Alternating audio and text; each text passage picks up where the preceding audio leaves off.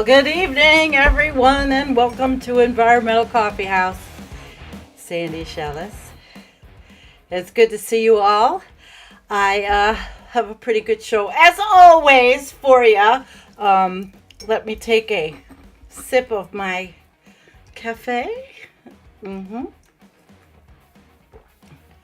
it's not Halloween, but it is, well, it is almost Halloween, right? All right, guys, so I have a good show. Hello, Gazer. Hello, Rich Diana. Hello, Tanya and Darlene and Kim. Thank you. And Hunter, I love you. And Rich and all of you, Warren. Okay, let's get going. So tonight, I asked the question, because of all the stuff that's been going on with our hearings in our country and COP coming up and big oil and what they've known and have they known it and when they knew it and all kinds of crap. So I thought, well, I'll just do a show on this. I do have a video for you. Let me make sure everything looks good, though, because I did some screwing up a little bit. I guess it looks all right. I did a little screwing up, and hi, Veg, and well, it is what it is. That saying. So I did make a video for you, but I don't know if I want to go right into the video. I do have articles. I wanted to start off with a little thing about Stephen Donziger, because I really think it's disgusting what's going on with him and what Chevron has done to him. And I just wanted to show you guys that he went today, and he's really in good spirits.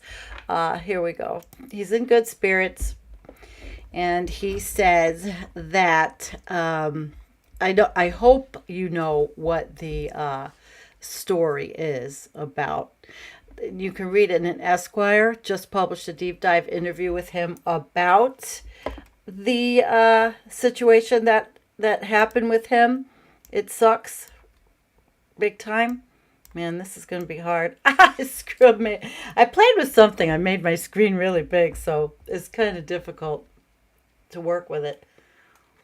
All right. So anyway, Stephen's okay. And he wanted us to know that he is okay. He says, the harder they hit, the stronger we seem to get. I will get through this better and stronger, even though I ache for my family. And I'm really happy to hear that about him. But I'm going to start out with what he said. Thanks to Rashida, Representative Rashida, for speaking truth to power and demanding Chevron pay those whose lives they destroyed. So this one is not very long, I don't think. I'm going to pick this one up. It's a minute. Let's listen to it. Let's get this system audio going. How's the system audio? It doesn't sound that great. Let's see. Let's get it all the way up so we can hear this idiot. How are we doing with audio? Well, I have a message for you as Chevron CEO. I mean, you made, what, $29 million last year in poisoning the planet? Mr. Worth, you can't arrest us all. She's pretty good, huh? You can't arrest the truth. Do you understand what I'm trying to say to you? Can't arrest the truth. Arrest the truth. Not exactly following. So you're targeting and actions against the human rights lawyer Donziger. Audio's okay? I mean, sounds good. What you did there, your company, maybe through subsidiaries, I don't know. I Good just for want her. to remind you, there Right? are more of us than there are of you. Yeah. You can poison the planet to make money. Yeah. We're going to defend the planet so we can live. And we will win. We will win. Man, I'm glad she feels that way. All right, I just lost everything. I'm glad she feels that way. That's it's awesome that she feels that way.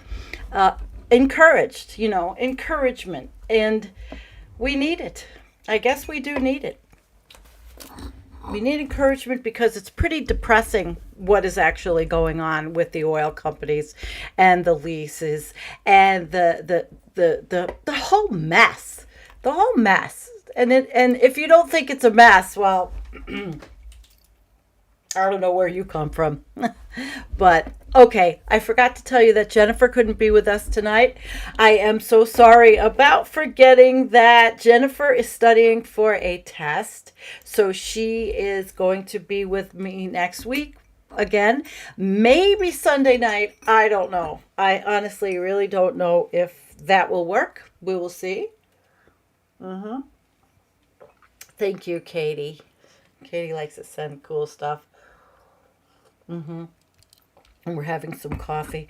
So Rashida's in there, and Steven's in good spirits, which is a good thing. The story is suck ass. He was an environmental lawyer. He's been stripped because of Chevron. They don't want him to tell on. Basically, that's what it is. They don't want to be told on. All right, so guys, what do you think? Are we ready for my video? Are we ready? I'd like to play it, and then I have other things going on, but I wanted enough of you to join. And thank you, Hunter, for the like and subscribe. I have my little toys all set up. No, I do have a good show. I just, there's always something technical. I'm sorry. There's like always something technical that kind of like gets messed up. And I wish I could show you what it is. It's just the screen is huge, and I have the two screens, so it's difficult for me to see all your comments. All right. So now that we have a lot of people, I think I'm going to play you my video that I made today. Got to be careful. I have a copyright strike, and that means that I got to be careful. I got to keep my ass in, clean, in YouTube clean. And the person wanted to take it away, but they couldn't because of the way that the goddamn rules are so stupid. And it was like a really quick clip. I think I told you about it anyway. So I think we'll do this. What do you think? I'm going to get started and get my myself together here and play the video that I put together. We've got a good crowd. And I think that we are ready. I'm just playing with stuff just to make sure we're ready. And here we go. Here we go. It's a little bit of a long one, so have fun. New Mexico is one of two states that had the most oil and gas drilling permits in 2021. The Interior Department has approved about 2,500 permits on public and tribal lands in the last 6 months. That does come after President Biden took office and comes despite his efforts to suspend new oil and gas leases on federal land. A judge did rule that the power to pause those leases lies not with the president, but with Congress. Approvals for companies to drill on public lands are on pace to reach their highest level since the Bush administration. They knew for decades the harm that they were causing was no surprise to them. And instead of heeding their own scientists, they lied. They didn't just lie. They crafted a complex, expensive, systematized apparatus for propagating the lies while hiding their own fossil fuel fingerprints. They created, in essence, a covert op, a clandestine political manipulation scheme on a massive industrial scale. It worked for a while, but time and science have caught up with them. And we can now scientifically assign responsibility to specific companies. Clean up your mess is something that we teach our children. Even with all the fossil fuel industry's lobbying, even with all their phony front groups, even with all the dark money they sprinkle around Washington, even with all their political manipulation, the same rule should apply. Clean up your The gentlelady from California Ms. Porter, Ms. Katie Porter is recognized for 5 minutes. Thank you, Madam Chair. We've heard a lot about future plans for investment in renewable energy today. Ms. Watkins, Shell's 2020 annual report called for between $19 and $22 billion in near-term spending. I'm representing that with this container of M&Ms. Each M&M represents about $50 million in spending. Ms. Watkins, how much has Shell said it will spend in the near term on oil, gas, and chemical operations? I think you just said we're going to be spending between $18 and $20 billion this year. That's near term on total spending. How much on oil, gas, and chemical operations? We're going to be spending. Well, according to your annual report, you said you're going to spend 16 to 17 billion for oil, gas, and chemical, with another $3 billion for marketing. How much is Shell spending to spend on renewable energy? This year we'll be spending between $2 and $3 billion. 2 and 3 billion on renewables and energy solutions. In your testimony, you said, quote, meeting the demand for reliable energy while simultaneously addressing climate change is a huge undertaking and one of the defining challenges of our time. Shell has made these promises before. Shell pledged to spend $6 billion between 2017 and 2020 on renewable energy. How much of that did Shell actually spend? The answer is about half. Ms. Watkins, does this look like a huge undertaking to you? Congresswoman, what I can tell you is that there needs to be both a demand and a supply of clean energy, which is why we're working very closely with our customers so that that demand increases over time and we are Ms. ready Watkins, to supply. To me, this does not look like an adequate response to one of the defining challenges of our time. This is greenwashing. Shell is trying to fool people into thinking that it's addressing the climate crisis when what it's actually doing is to continue to put money into fossil fuels. Mr. Summers, do you recognize the following statement? Banning federal leasing and development on federal lands and waters would derail decades of U.S. energy progress. I do, Congresswoman. That's your statement. How many of the Department of Interior's approved and ready to drill permits are currently unused? Congresswoman, it takes a long time to develop these leases that I appreciate that, Mr. companies... Summers. I'm just asking how many permits are unused? Congresswoman, I think there's a fundamental misunderstanding as to how these Reclaiming my time, Mr. Summers, there are 7,700 permits unused. How many acres of public land are already leased by fossil fuel companies and not even used yet, just available for drilling whenever you decide? Congresswoman, again, I think you have a fundamental misunderstanding as to how this process works and the time and resources. Reclaiming my time. The answer is 13.9 million acres. To visualize how much land that is, if each grain of rice were 1 acre, that would be 479 pounds of rice. The American Petroleum Institute even opposed pausing more leasing on our lands. They even sued to stop it because apparently this acreage wasn't enough. Mr. Wirth, you serve on the American Petroleum Institute's executive committee. Do you support a pause on new oil and gas leases on federal land? Congresswoman, access to resource in this country is essential to ensure the energy security of our country and reclaiming my time. Mr. Lawler, do you support a pause? The administration, and it's our hope that the pause ends soon. We think it's important to go reclaiming forward. My time. Thank you for your answer. The answer there is no. Mr. Woods, do you support a pause on new federal and gas leases? No. Ms. Watkins, do you support a pause on new federal and gas leases? No, I do not, because I think it's important. You already have 13.9 million acres. This is equivalent to Maryland and New Jersey combined. How much more do you need? How much more acreage? You have 2 of our 50 states at a price that makes the Louisiana Purchase look like a ripoff, and you're not even using it. What more do you need? Iowa, Colorado, Virginia? Our That public land belongs to the American people, not to big oil. When you lobby and you sue so that you could take more of our public land, you're saying too much is never enough. The American people are tired of this charade. Welcome to the October 2021 Oil and Gas Activity Report from TCI Business Capital. Over the past month, oil prices have been on a dramatic climb.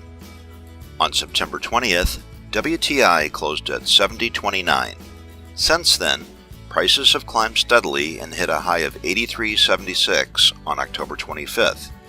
This is the highest closing price since October 2014.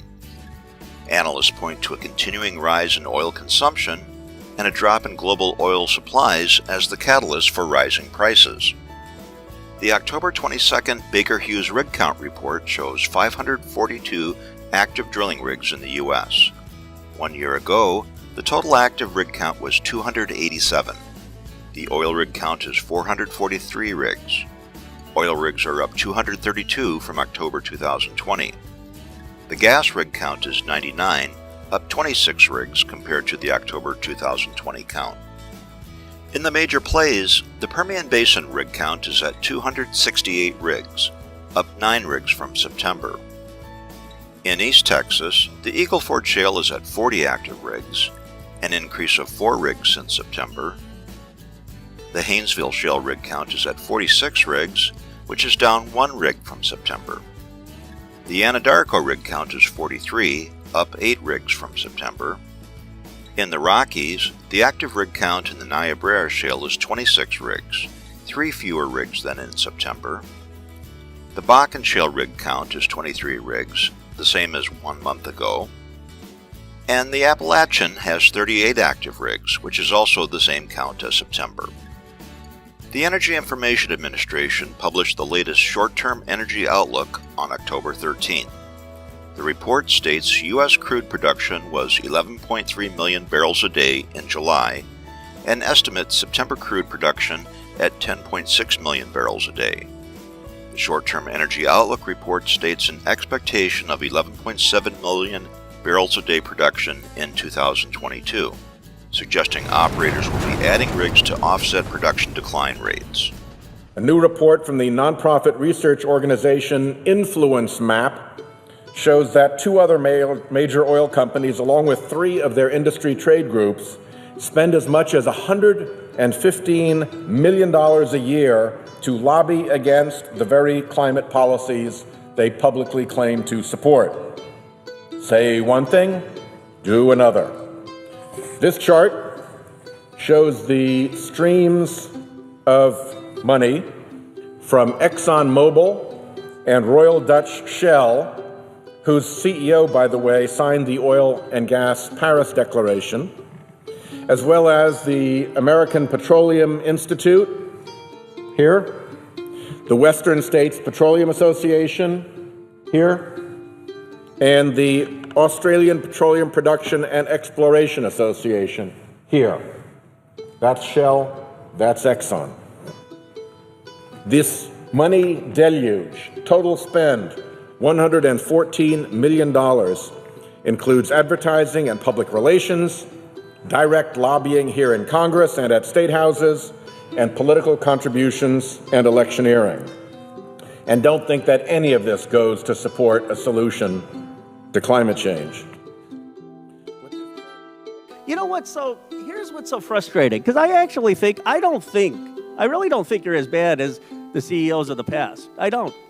I think you have tough jobs, you got there, you got a horrible record on stuff, you're figuring out how you don't get into litigation trouble while really trying to tell the truth. It's a tough act. I mean, I don't envy you.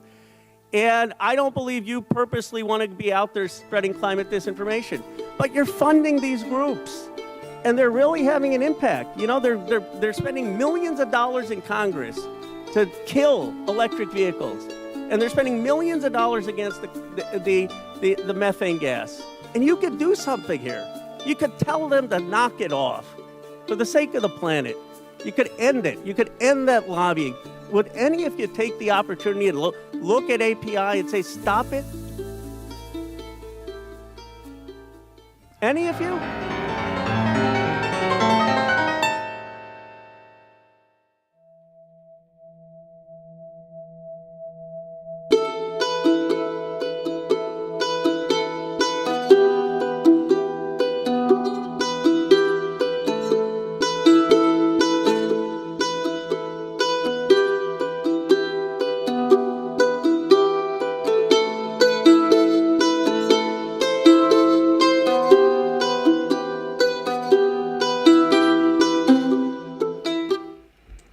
thank you for watching that one. I wanted to make it entertaining for you. Katie Porter is something else, isn't she? She really is. She is a whippersnapper. A lot of people like her, and she's from Irvine, California. And I like her too. Actually, I like her style. I like that she is someone who I mean, she was a prosecutor, so she can get them, And she's got a hell of a style. I have to say that. Anyway, guys, I do have one article, and I do have things to talk about, and I see that you guys are pretty well chatty in there, which is cool. I'm going to have to do some moving around on my desk because things are just not the way they were. All right, one more sip, and I'm happy that you like that. Okay. All right. So the article I have tonight, and I don't want to be like too super, boring or anything. I'm missing all your comments. Okay. Is this one. It's the conversation. And it's something, I mean, we've gone through this over and over and over, but it is what Big Oil knew about climate change in its own words. And I couldn't find the guy from Exxon. I couldn't find that clip. Maybe we can find that clip afterwards, but I couldn't find that clip. But here we go. Let's get this started. This guy's Benjamin Franta that wrote it, and the conversation usually has some decent people. So he says 4 years ago he traveled around America visiting historical archives. I was looking for documents that might reveal the hidden history of climate change, and in particular, when the major coal, oil, and gas companies knew about it. Probably, 150 years ago. I pored over boxes of papers, thousands of pages. I began to recognize typewriter fonts from the 60s and 70s and marveled at the legibility of past penmanship and got used to squinting when it wasn't so clear. But what those papers revealed is now changing our understanding of how climate change became a crisis. The industry's own words, as my research found, show companies knew about the risk long before the rest of the world, which we all know, guys, but it's good to know again. On October 28th, 2021, a congressional subcommittee questioned executives, who you saw in my video, from Exxon, BP, Chevron, Shell, and the American Petroleum Institute about industry efforts to downplay the role of fossil fuels in climate change. Exxon CEO Darren Farthead told lawmakers that his company's public statements are and have always been truthful, and that the company does not spread disinformation regarding climate change. Now, here's what the corporate documents from the past 6 decades show. At an old gunpowder factory in Delaware, and now it's a museum archive, I found a transcript of a petroleum conference from 1959, very good year, called the Energy and the Man Symposium, held at Columbia University in New York. As I flipped through, I saw a speech from a famous scientist, Edward Teller, who helped invent the hydrogen bomb. He warning the industry executives and others assembled of global warming. Now, it's a little history lesson, guys, right? Isn't it? Yeah. Whenever you burn conventional fuel, Teller explained, you create carbon dioxide. So its presence in the atmosphere causes a greenhouse effect. Duh. If the world kept using fossil fuels, the ice caps would begin to melt, raising sea levels. So eventually all the coastal cities would be covered, he warned. Now, 1959, that was before the moon landing, and that was the year I was born. Don't tell. It was before the Beatles' first single. It was before Martin Luther King's I Have a Dream speech, and it was before the first modern aluminum can was ever made. It was decades before I was born. Not me. In Wyoming, I found another speech at the University Archives in Laramie, this one from 1965, and from an oil executive himself. That year, at the annual meeting of the American Petroleum Institute, the main organization for the U.S. oil industry, the group's president, Frank Asshole, mentioning a report called Restoring the Quality of Our Environment that had been purchased just a few days before Lyndon Johnson's team of scientific advisors. The substance of the report, iCard told the industry audience, is that there is still time to save the world's peoples from the catastrophic consequences of pollution, but time is running out. It's running out. Is that, he continued, he says, one of the most important predictions of the report is that carbon dioxide is being added to the Earth's atmosphere by the burning of coal, oil, and natural gas at such a rate that by the year 2000, the heat balance will be so modified as possibly to cause marked changes in climate. Okay, I won't be mean. iCard noted that the report had found that a non-polluting means of powering automobiles, buses, and trucks is likely to become a national necessity. Yeah, it didn't. As I reviewed my findings back in California, I realized that before San Francisco's Summer of Love, before Woodstock, before the peak of the 60s counterculture, and all that stuff that seemed ancient history to me, the heads of the oil industry had been privately informed by their own leaders that their products would eventually alter the climate of the entire planet. The entire planet. Yeah, with dangerous consequences. Secret research revealed risks ahead. While I traveled the country, other researchers were hard at work too. And the documents they found were in some ways even more shocking. By the late 1970s, the American Petroleum Institute had formed a secret committee called the CO2 and Climate Task Force, which included representatives of many of the major oil companies, to privately monitor and discuss the latest developments in climate science. In 1980, the task invited a scientist from Stanford, John Lorman, to brief them on the state of climate science. Today, we have a copy of Lorman's presentation, which warned that if fossil fuels continue to be used, global warming would be barely noticeable by 2005, but by the 2060s would have globally catastrophic effects. That same year, see, he didn't say 2100. This dude said 2060s. Well, it's getting even faster than previously expected. Isn't that what they say? Yeah. Okay.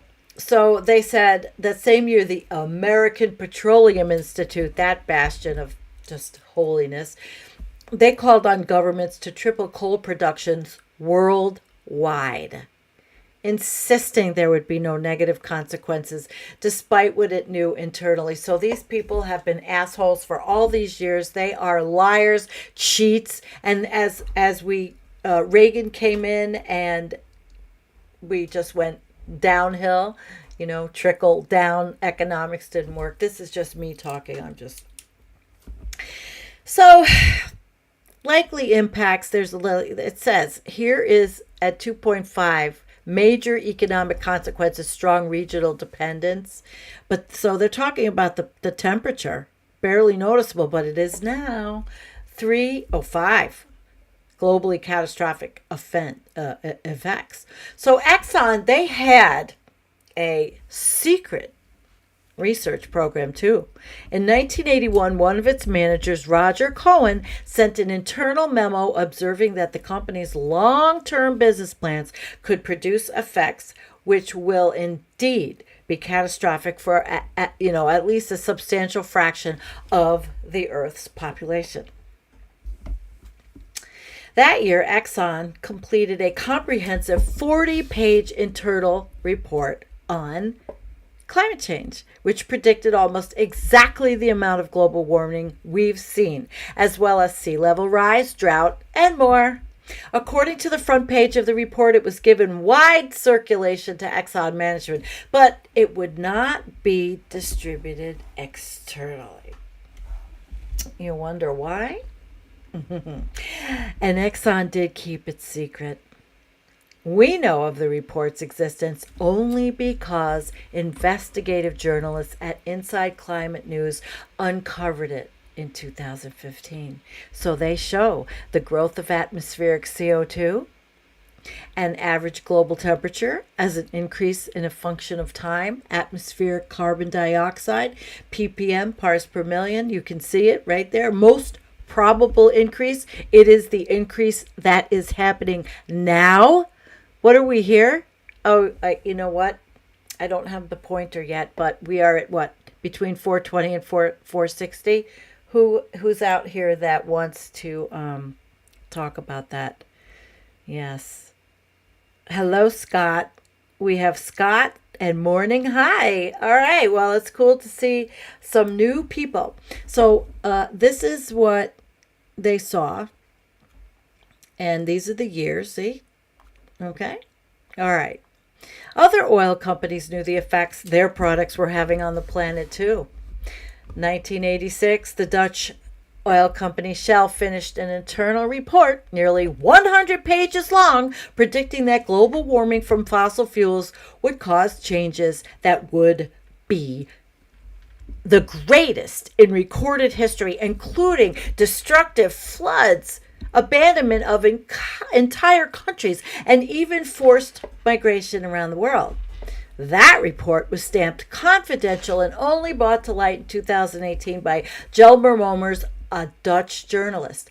In October 2021, I and two French colleagues published another study showing through company documents and internal interviews how the Paris-based oil major Total was also aware of global warming. They all knew, like in my video, like Sheldon Whitehouse told you, they all knew. He is the expert on dirty money. Despite this awareness, we found that Total then worked with Exxon to spread doubt about climate change. And this was before social media. These companies had a choice. Back in 1979, Exxon had privately studied options for avoiding global warming. It found, right, with immediate action, if the industry moved away from fossil fuels and instead focused on renewable energy, fossil fuel pollution could start to decline in the 1990s and a major crisis could be avoided. I think I talked about this in one of my other videos, the one that I showed, what's his name? Oh my gosh, brain fart. Isaac Asimov. I wish I had that clip. I'd pick it up again. It was so good. But the industry did not pursue that path. Instead, colleagues and I recently found in the 80s, Exxon and other oil companies coordinated a global effort to dispute climate science, block fossil fuel controls, and keep their products flowing. We know about it. We've been lied to and gaslit my whole fucking life. We know about it through internal documents and words of industry insiders who are now beginning to share what they saw with the public. We also knew that in 1989, the fossil fuel industry created something called the Global Climate Coalition, but it wasn't an environmental group like the name suggests. Instead, it worked to sow doubt about climate change and lobbied lawmakers to block clean energy legislation and climate treaties throughout the 1990s. So, for example, yep, in 1997, the Global Climate Coalition's chairman, William O'Keefe, who was an executive vice president for the American Petroleum Institute, API, wrote in the Washington Post that climate scientists don't say that burning gas and oil is steadily warming the earth. No, They don't say that. No. They say, they say, they said that. No, stop doing it. They contradicted what the industry had known for decades. The fossil fuel industry also funded think tanks and bias studies that helped slow progress to a crawl. So here's the rate of since 1965. Scientists warned Lyndon Johnson about the risks to the climate from rising carbon dioxide levels in the atmosphere. This is a good history lesson for the kids. I'm sending this to my daughter.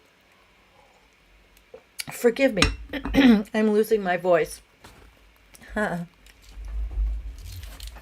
a bad thing. Losing your voice when you do what I do. So here we go. Carbon dioxide, steady raising up. Raising. So today, most oil companies, they shy away from denying climate science outright, but they continue to fight fossil fuel controls, and they promote themselves as clean energy leaders.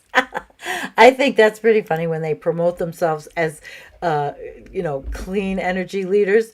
Okay, guess what? Clean energy leaders, they get the Environmental Coffee House Flush of the Day. For those fossil fuel companies that call themselves clean.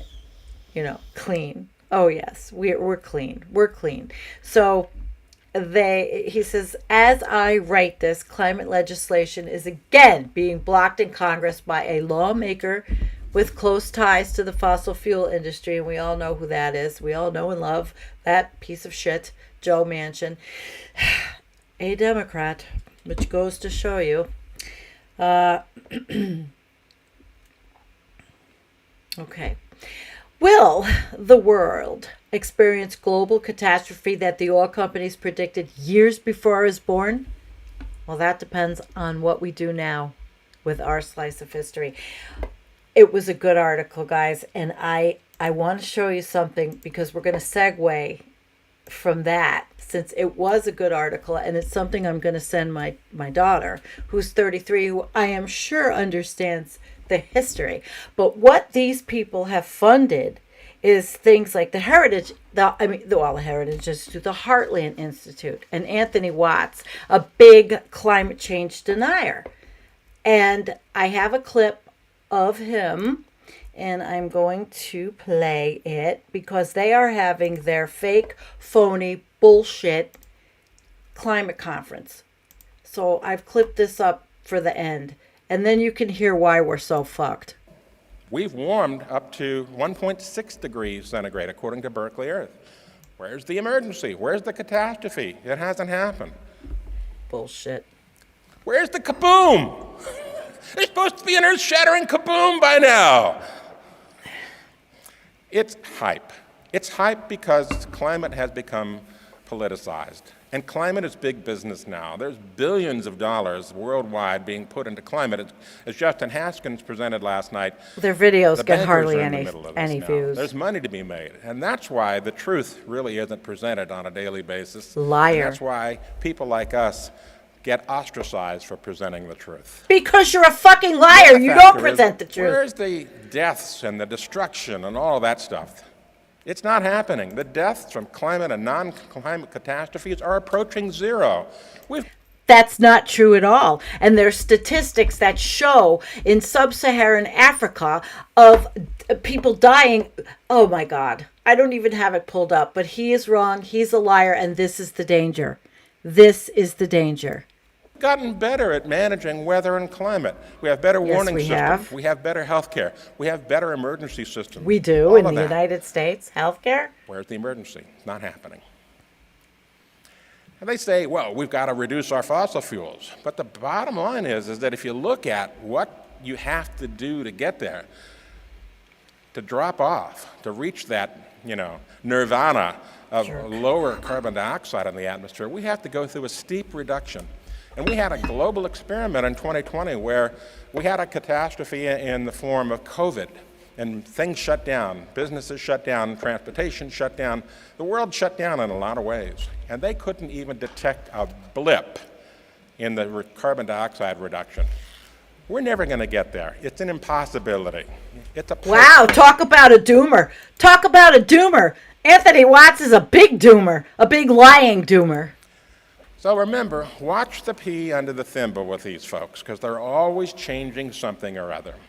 Steve Goddard did this some years ago, showing the difference between the NASA gifts before and after in 1998 and in 2019. They cherry pick. If you watch those two little circled dots, you can see they've reduced the temperature in the past to make the slope steeper. This isn't science. This is pure and simple gaslighting, dishonesty, and the cause of gaslighting, a liar, and they are. They're gaslighting just liars. It's not that simple. They're presenting a false narrative based on no, false we're not. data. No, we're not. That's why you're a liar. We have to you're a liar. Expose this on a regular basis. No, you're a liar, and you are funded by Koch Industries. You are a liar. Thanks very much. Big fat fucking liar. Sorry, I'm fat too. But let's see, how many views did they get? Oh, they've got 1,500. They'll get more views than I am. Isn't that pathetic? Yeah. And let's see what the comments say. Let's see what the brilliant people watching this. Let's look at this. I always get a kick out of this shit. All right. So, well presented. Now, here's the code. Let's go, Brandon. You guys know what that code is now? Let's go, Brandon. That's like the fuck Joe Biden code now. Mm-hmm. I'm not thrilled with Joe Biden about some of this stuff, but they're disgusting. Now, look, Tony Heller has also been exposing these lies. Thank you. I love finding these examples. This one is great. Another one I found was a graph from geologists which showed temperature over thousands of years and how we are on an upspark of a very jagged line that's overall direction is firmly downward towards the next ice age. Oh, I don't even want to read this one. Let's see. For your information, folks, the Central England temperature record has had a one-time 0.2 C urbanization adjusted applied to it at some point. So why that and not 0.1 C or 0.3 C? No one really knows. Yes, people know, but you're an asshole. Nor why the effect of urbanization is constant. Let's see. There have been previous periods of climate change. You don't say, but the current climate changes are more rapid than any known events in Earth's history. I expect many of the eminent speakers at this conference would take issue with that. And if even true, proves nothing. Oh my gosh. As Richard Feynman says, science is the belief in ignorance of the experts. I hate them. I do. I hate them. Now, this is very good. How many millions of people saw this? I wrote 54 people. Watts is a joke. That was at the time I was watching it. He was completely a joke. It is a joke. The Heartland Institute is a big joke, and I really can't. Whoop. Uh-oh. Where'd everything go? I can't stand them. I honestly can't. I just can't stand them. If you could tell, guys, I'm a little tired tonight. I put this together. I've been working pretty hard. And let's see, Poppy. Let's get a couple of Let's get a couple. Poppy said Biden's he's not running. Well, I had a video of him. You know, everybody likes to say he said, you know, everything will stay the same, blah, blah, blah. And then we had the show with Antonio. And if Antonio thought the Build Back Better plan was our last chance and was good, well, it was, but did they give up too easy? Did Joe Biden just cave? Did he know? Did he know? Did he know that they would never get this through? And infrastructure is not the only thing we need. Infrastructure is absolutely not the only thing we need. Oh, let's see. $11 million a minute. Hi, Goran. Yeah. I hear ya. Lightning Rod. How are you? Yeah. The climate will eat them alive no matter what BS they spew. Yeah. It's true. It is true. All right. Well, now we can move on a little bit. I do have another couple of things. Let's see. How long have we been on? And it's really good to see you all. I am kind of tired tonight. I was going to play this just little 52-second clip from Carolyn Maloney. And why not? Does anyone on the panel disagree with the statement from the United States and the Defense Department that climate change is an existential threat to our existence? Does anyone disagree? Yeah. Does anyone disagree? How about you guys? Do you disagree? Anybody disagree? Yeah. Yeah. Yep. Absolutely. It's a mess. And I've had an argument sort of going with Adam Soul that I am, doom and gloom and all this stuff. But when you look at the news, although I might play a video at the end if I can pull it up by him, which is just a small compilation of his stuff. I do have another article. I'm not sure I'm going to read the whole thing. Like I said, I am tired, but it's another good one. I'll have to go this way. This one was Truth Out, and this one actually was fossil fuel interests continue to block climate action in Europe ahead of COP26. And we won't go through this whole one. I'll have to I have to remember to do the show notes. I didn't do them already before this. COP26 kicks off, and let's see here. The UK government was recently urged by 1,500 civil society organizations to postpone it because delegates from the global south couldn't attend due to a combination of vaccine apartheid and the UK's stumbling COVID-19 response. Wow. But that's exactly the voices that must be heard. So you get this, okay? You get this. We really, I'm not going to read the whole thing, but this, if you go back, you'd like to read the whole thing on this one. It's kind of going through some of the stuff that the other one did, and but they're talking about the people, that are involved in all this. So I think it would be a good one for you guys to read. And then I have a little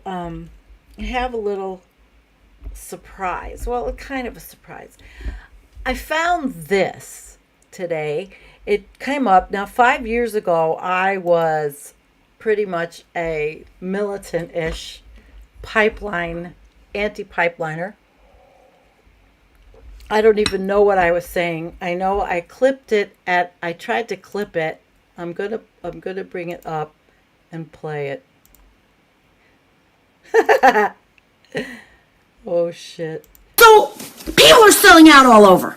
I was pissed. And it's wrong. And they have no conscience. And they're going to sell out so that we can fucking frack the United States up. That's what the Republicans are saying. Have I aged a bit? Domestic. And then, coal. Let's do more coal. Why don't we just get some more coal out of the ground? Instead of looking at ways to get solar energy and get all the wind energy and all those things we need to keep our earth from falling apart, these red, white, short-sighted green lives. idiots of politicians, all they think about is their purse. And that's why we got to get them in the purse. We have to take action. This is a call to action. I'm going to do it in my personal life. We're going to do it. We already did, because we moved away, and we live subsistence as much as we can. But I don't have any pipelines going through my wells. I don't have to go buy my water like the woman in Colorado does on Mark Ruffalo's website. But that the state of Colorado, that's being ruined. And I asked somebody today, I said, geez, what did Colorado do? What, they legalize weed so that they could put everybody to sleep and not wake them up so they could frack the shit out of the state? You bet I'm mad. And when I get mad, you know what? I do take action, and I'm going to take action. As shitty as I feel today, and I haven't been feeling good, and that's my problem. Something's got to be done. And when I come back on, the next stream I come back on, I'm going to have some information for you guys. I'll have more information, but it really is up to you. And Melissa, I know you say we're fucked either way. Oops. And you're right. If there was any justice, Jill and Najamu would be in the White House. But there's no justice. There is no justice. We have to make the justice. We have to make this happen. And we got to get up off our cushy little lounge chairs and get off our asses and do something. So I'm going to join up with this Citizens Climate Lobby, or I'm going to at least see what they're about, because I think that the carbon fuel fee could be a way to work. But you have to get these legislators into office that'll I learned a lot since then. Do this. Like Curtis Wild, running on the Democratic ticket in State Senate in Missouri. He's a new one. He has a call to action because Bernie Sanders said run. He's a wrestler.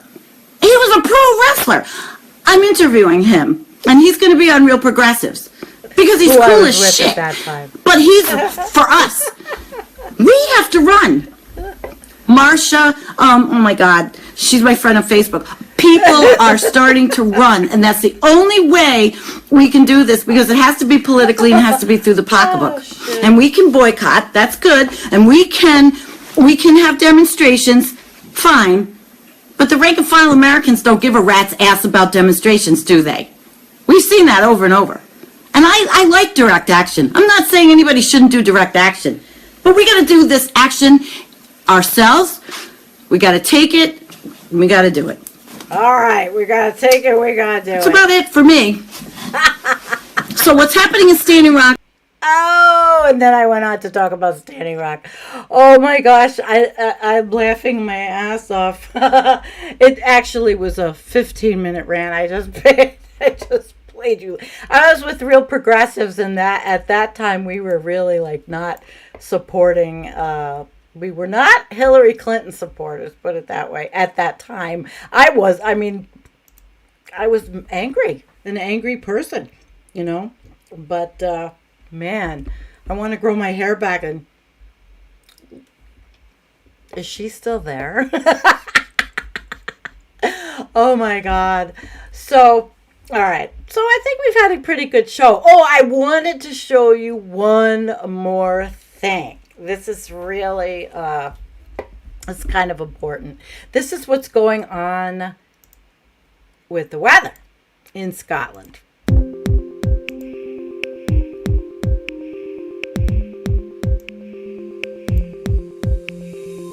Having fun, huh?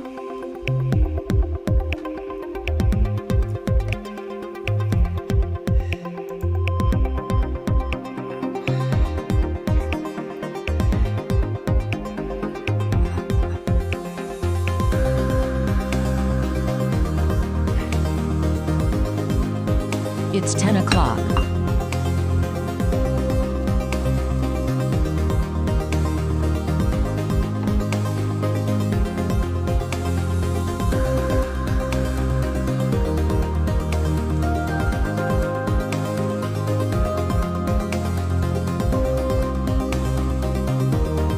Wow, that sucks. Yeah. And the Heartland morons say nothing's happening. Fuck them.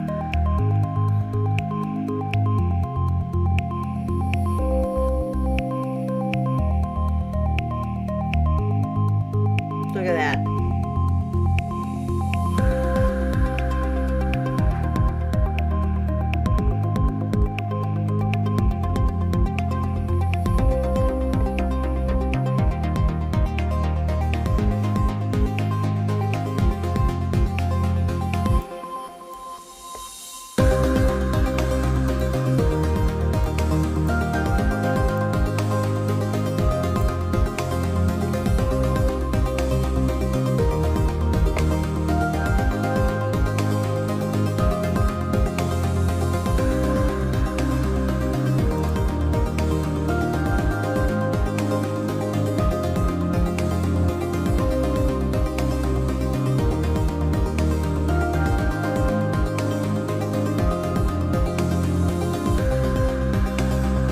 This is pretty heavy.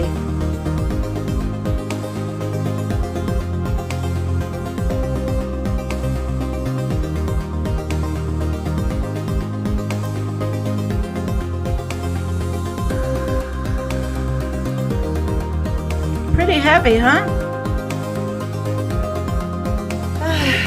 God. What the heck?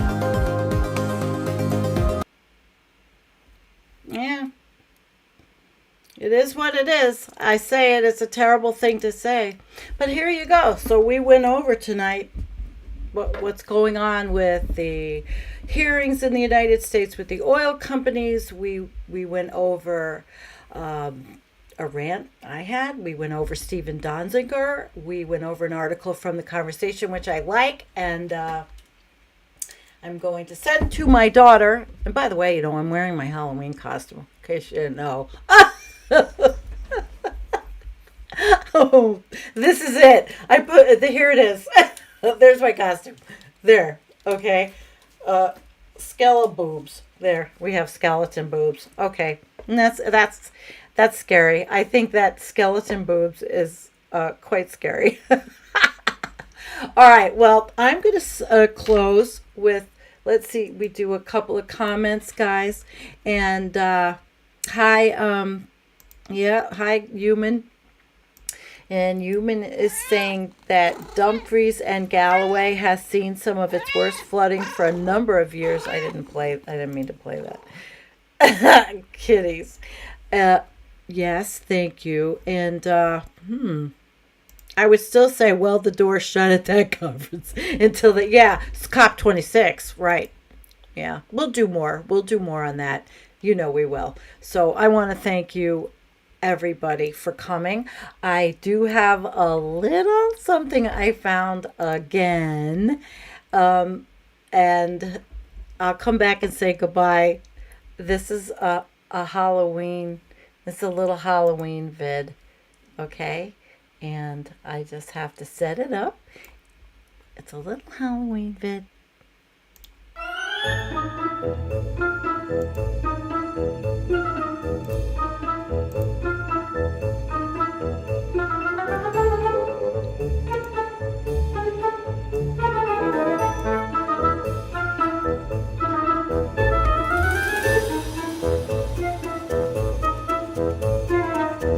There she is.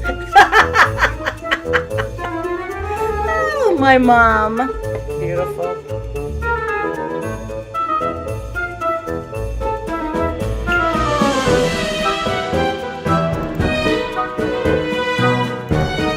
And I guess that's the end of the show.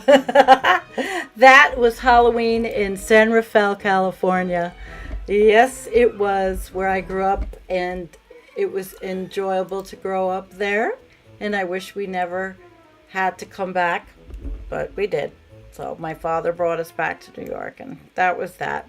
So good night, everybody, and don't forget our little, I have to do it, like and subscribe to Environmental Coffee House.